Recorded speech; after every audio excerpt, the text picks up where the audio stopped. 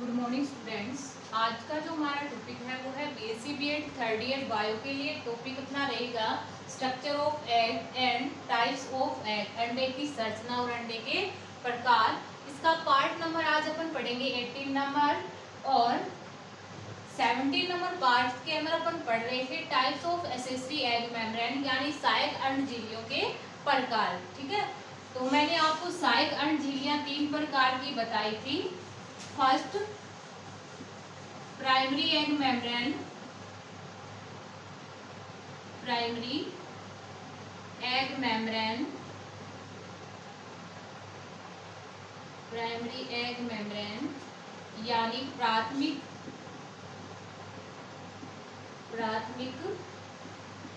अंडझिल्ली,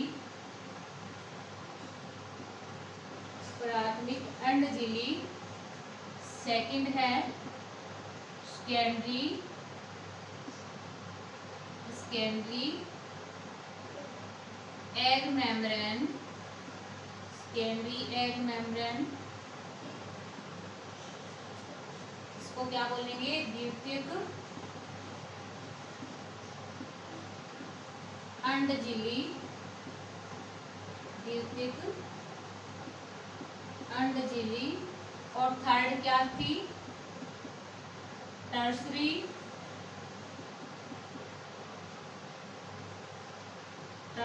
egg membrane, tertiary egg membrane यानी तृतीयक अंडझिल्ली, तृतीयक अंडझिल्ली। तो पिछले क्लास के अंदर अपन types of accessory egg membrane पढ़ रहे थे। तो मैंने आपको एग मेम्ब्रेन थी वो 3 टाइप की बताई थी, primary egg membrane, secondary egg membrane और टर्सरी एग मेम्ब्रेन। पिछली क्लास के अंदर अपन ने प्राइमरी एग मेम्ब्रेन की कंप्लीटली क्या कर ली थी? स्टडी कर ली थी। आज अपन पढ़ेंगे सेकेंडरी एग मेम्ब्रेन।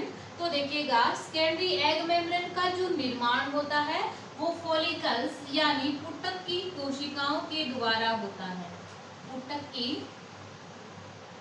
कोशिकाओं के द्वारा होता है। ध्यान रखिएगा, सेकेंडरी एग मेम्ब्रेन का निर्माण होता है सेकेंडरी एग मेम्ब्रेन का निर्माण फॉलिक्यूलर सेल यानी पुटक कोशिकाओं के द्वारा होता है।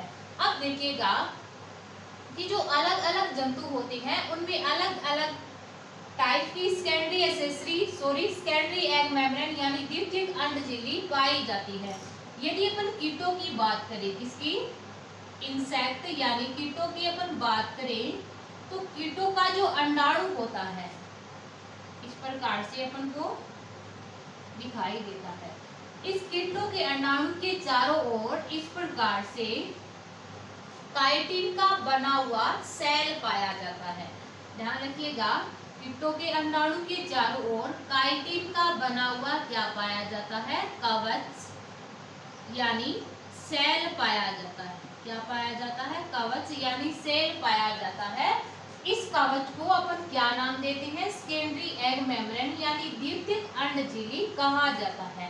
कहने का मीन ये है कि कीटों के अंडाणु के चारों ओर पाया जाने वाला काइटिन का जो कवच होता है वो क्या है? एक सेकेंडरी एग मेम्ब्रेन होती है।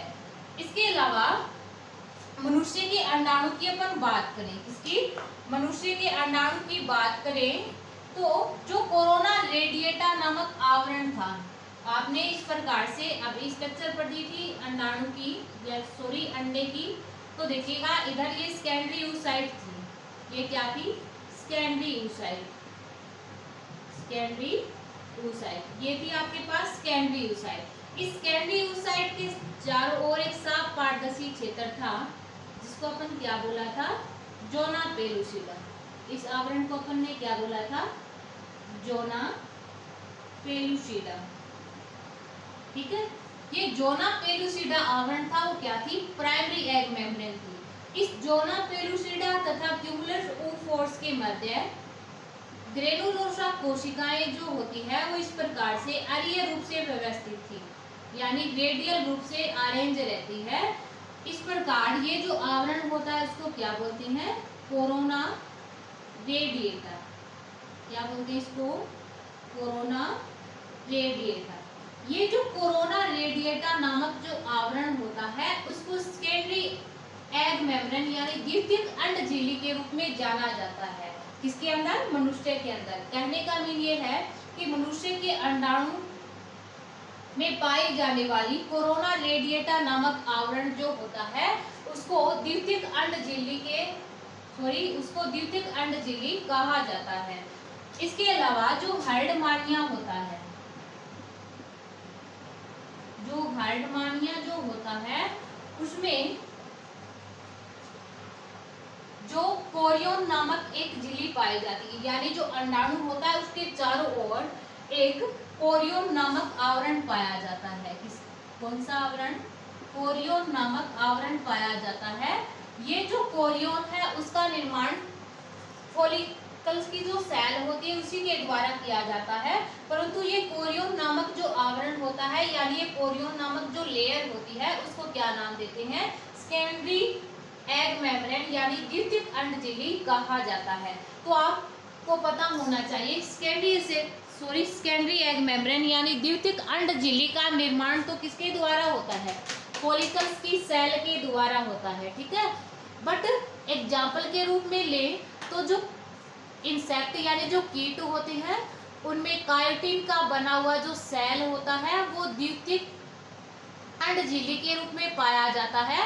उसके अलावा मैमल्स के अंदर पाया जाने वाला मैमल्स के अंडाणु के अंदर पाया जाने वाला कोरोना रेडिएटा नामक जो आवरण जो होता है वो द्वितीयक अंडझिल्ली के रूप में पाया जाता है। इसके अलावा हार्डमानिया की अपन बात करें तो हार्डमानिया में पाया जाने वाला, हार्डमानिया के जो अंडाणु होते हैं उसके चारों ओर पाया जाने वाला कोरियोन नामक जो आवरण है वो सेकेंडरी एग मेम्ब्रेन यानी द्वितीयक अंडझिल्ली के रूप में जाना जाता है, ठीक है।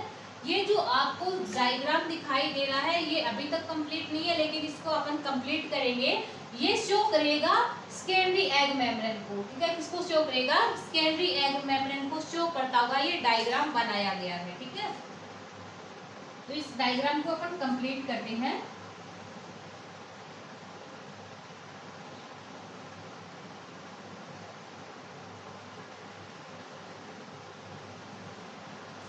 आप लोग भी कंप्लीट कीजिएगा इसे।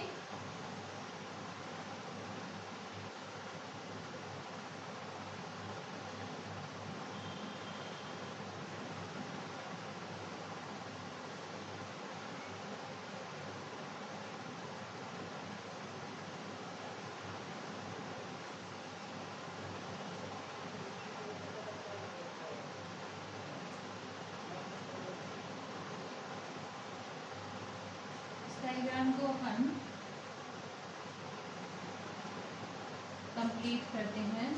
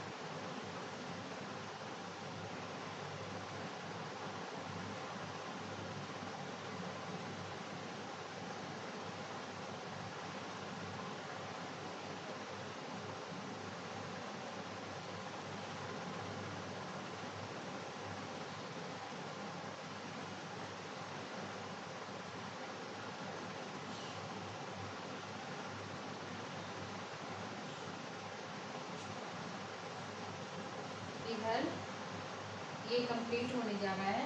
इधर फॉलिक्यूलर सेल बनाएंगे,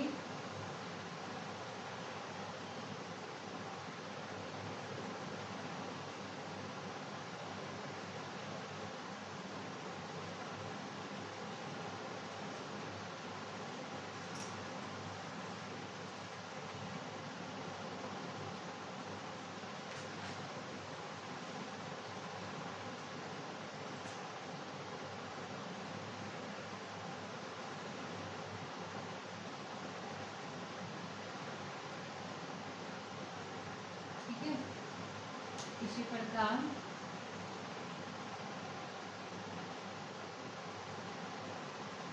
इधर वाली साइड फॉलिकुलर सेल बनाएंगे।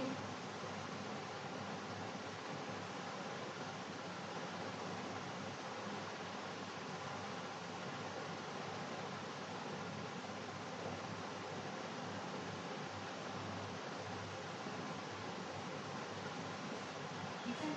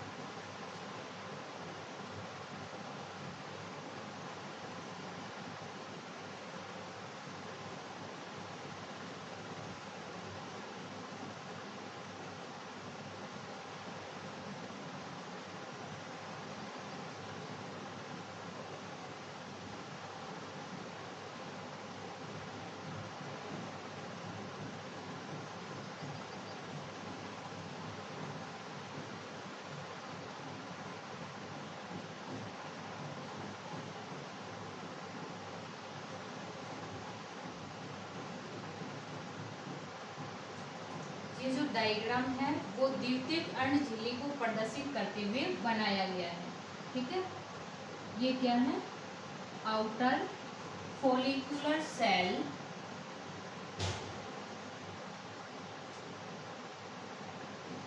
आउटर फॉलिक्यूलर सेल, और इधर ये क्या है? इनर फॉलिक्यूलर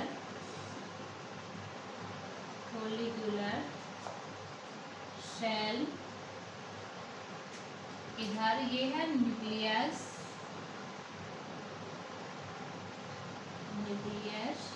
और इधर ये क्या है? न्यूक्लियोलस।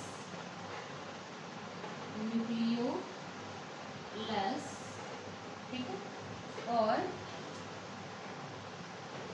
इसको बोलते हैं आउटर कोरियन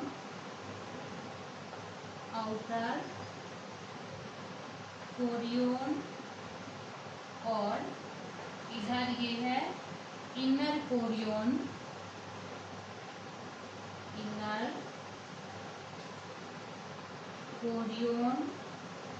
और इधर ये है विटेलाइन मेम्ब्रेन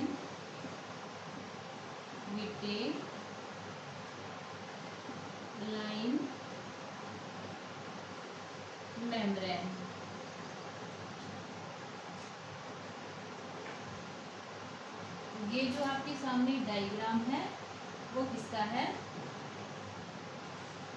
इसको आप लिख सकते हो प्री विटेलाइन फोल्ड। ये क्या है? Pre vitelline fold. ठीक है, ये जो डायग्राम है वो किसका है?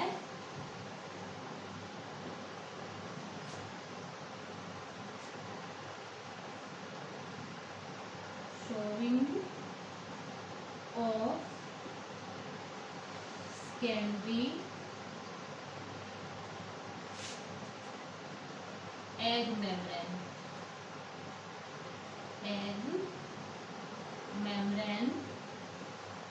यानी ये जो डायग्राम है वो किसका है? द्वितीयक अण्ड झिल्ली को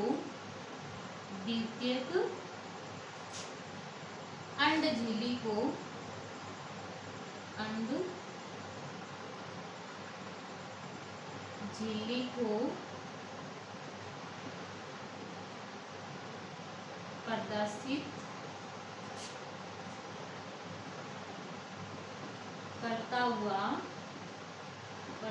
करता हुआ चित्र यानी डायग्राम। ये जो आपको डायग्राम दिखाई दे रहा है ये किसको शो कर रहा है? सेकेंडरी एग मेम्ब्रेन यानी द्वितीयक अंड झिल्ली को प्रदर्शित कर रहा है। ठीक है, आप सभी ने पढ़ा था कि जो हर्डमानिया होता है उसमें सेकेंडरी एग मेम्ब्रेन के रूप में क्या पाई जाती है? कोरियोन पाई जाती है। ठीक है, आप सभी को ये क्या दिखाई दे रहा है? एग के अंदर न्यूक्लियस, न्यूक्लियस के अंदर गोलाकार संरचना क्या दिखाई दे रही है? न्यूक्लियोलस। ठीक है, इसके चारों ओर एक योग की बनी हुई मेम्ब्रेन पाई जाती है न्यूक्लियस के चारों ओर, तो इसको क्या बोलते हैं? विटेलाइन मेम्ब्रेन कहा जाता है। इस विटेलाइन मेम्ब्रेन के चारों ओर जो फॉलिक्यूलर सेल होती है, ये जो फॉलिक्यूलर सेल होती है इस विटेलाइन मेम्ब्रेन के चारों ओर आउटर कोरियोन और इनर कोरियोन का क्या करती है? निर्माण करती है। इस प्रकार इनर कोरियोन और इस विटेलाइन मेम्ब्रेन के बीच में जो स्पेस पाया जाता है यानी जो रिक्त स्थान पाया जाता है उसको प्री विटेलाइन फोल्ड कहा जाता है।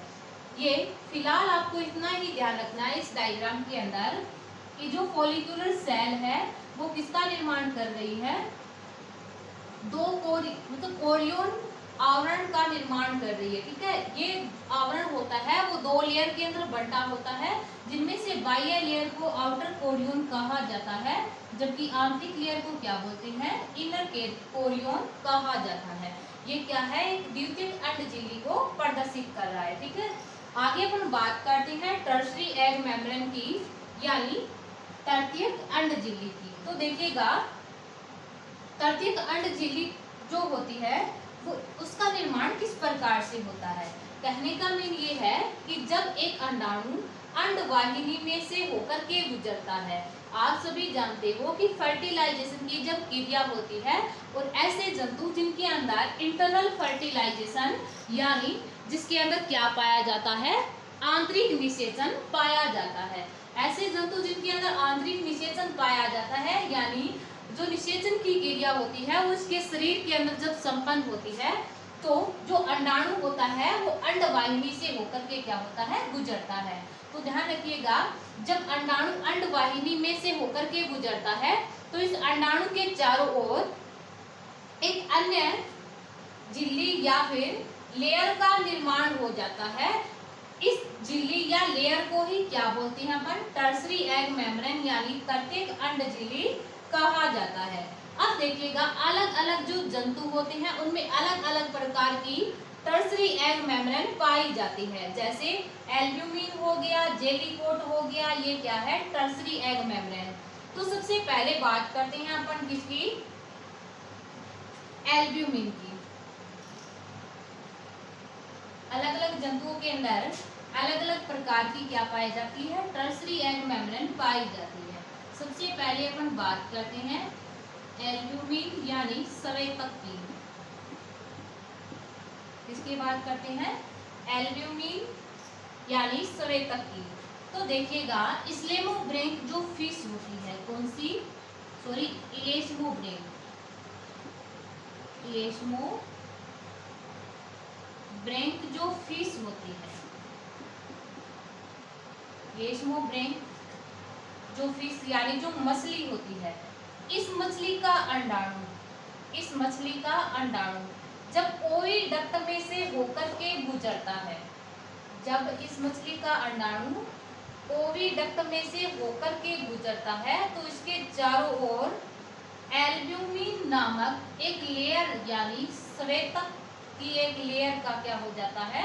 निर्माण हो जाता है, जिसे अपन क्या बोलते हैं? टर्शरी एग मेम्ब्रेन कहा जाता है। ध्यान रखिएगा, इस्लेमोब्रेंक जो फिश होती है उसका जब अंडाणु अंडवाहिनी में से होकर के गुजरता है तो इस अंडाणु के चारों ओर एल्ब्यूमिन की एक लेयर बन जाती है, जिसको टर्शरी एग मेम्ब्रेन के रूप में जानते हैं, यानी जिसको क्या बोलते हैं? तृतीयक अंड झिल्ली कहा जाता है। अब देखिएगा, टर्शरी एग मेम्ब्रेन के रूप में एल्ब्यूमिन के अलावा सेकंड एग्जांपल अपन ले सकते हैं जेलीकोट।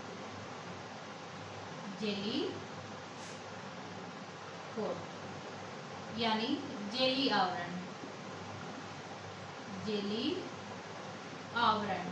अब देखिएगा जेली कोट यानी जेली आवरण होता क्या है कि जब जो मेंढक यानी जो फ्रॉग होता है उसका अंडाणु जब अंडवाहिनी में से होकर के गुजरता है, इसका अंडाणु जब मेंढक का जो अंडाणु होता है वो अंडवाहिनी में से होकर के गुजरता है तो इस मेंढक के अंडाणु के चारों ओर एक जेली के समान आवरण का क्या हो जाता है, निर्माण हो जाता है।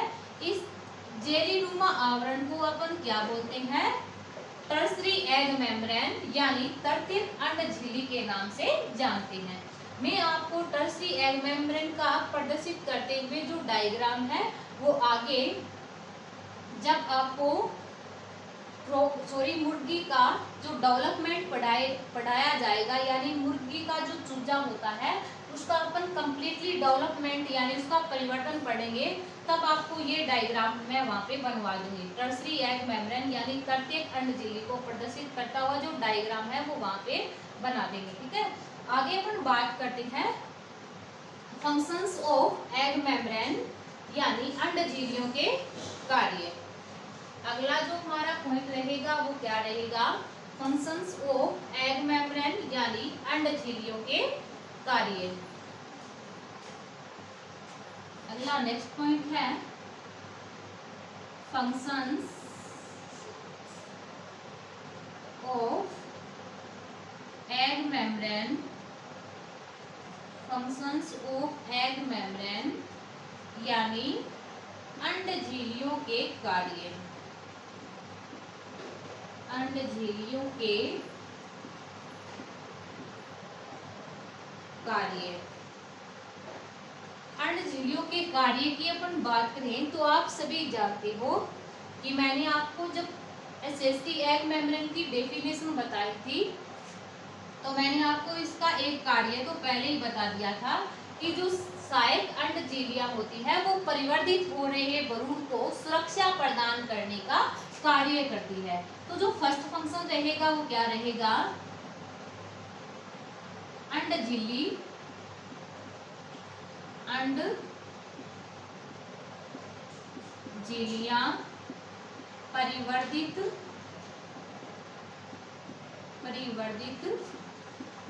हो रहे भ्रूण को सुरक्षा प्रदान करने का, भ्रूण को सुरक्षा प्रदान करने का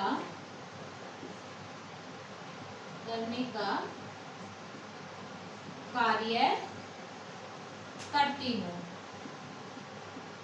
ठीक है, तो फर्स्ट फंक्शन क्या रहेगा, अंड झिल्लियां यानी एग मेम्ब्रेन डेवलप हो रहे भ्रूण को यानी एम्ब्रियो को सुरक्षा प्रदान करने का कार्य करती है। सेकंड देखिएगा, एग मेम्ब्रेन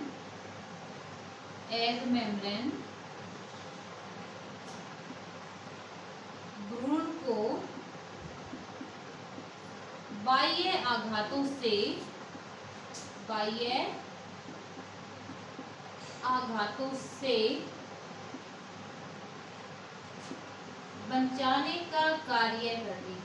बचाने का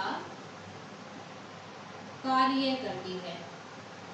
तो सेकंड जो फंक्शंस रहेगा वो क्या होगा, जो एग मेम्ब्रेन होती है वो भ्रूण यानी एम्ब्रियो को बाह्य आघातों से सुरक्षा प्रदान करने का यानी बचाने का कार्य करती है। थर्ड फंक्शंस की अपन बात करें तो जो एग मेम्ब्रेन होती है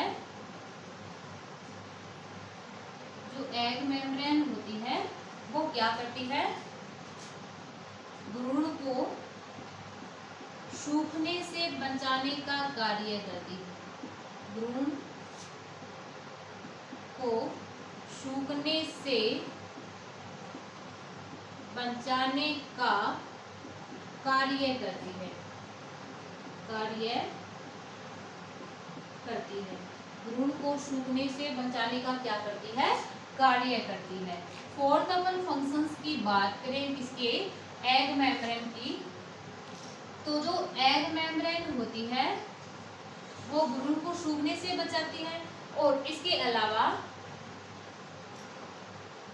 एग मेम्ब्रेन जो होती है, एग मेम्ब्रेन अंडाणु में एक से अधिक शुक्राणुओं को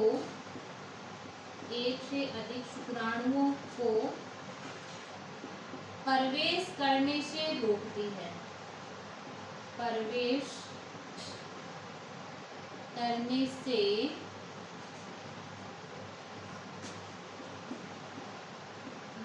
है। तो फोर्स फंक्शंस क्या हो जाएगा, जो एग मेम्ब्रेन होती है वो अंडाणु में एक से अधिक शुक्राणुओं को प्रवेश करने से रोकती है। कहने का मीन ये है कि ये एग मेम्ब्रेन यानी अंडजीवियां होती है, ये पॉलीस्पर्मी यानी बहुशुक्राणुता की क्रिया को घटित होने से क्या करती है, रोकती है। बहुशुक्राणुता क्या होती है कि जब एक से अधिक शुक्राणु अंडाणु के अंदर प्रवेश कर जाए तो उसको क्या बोलते हैं, बहुशुक्राणुता कहा जाता है। इसके अलावा इसका जो लास्ट फंक्शन रहेगा, जो एल्ब्यूमिन जो होता है, एल्ब्यूमिन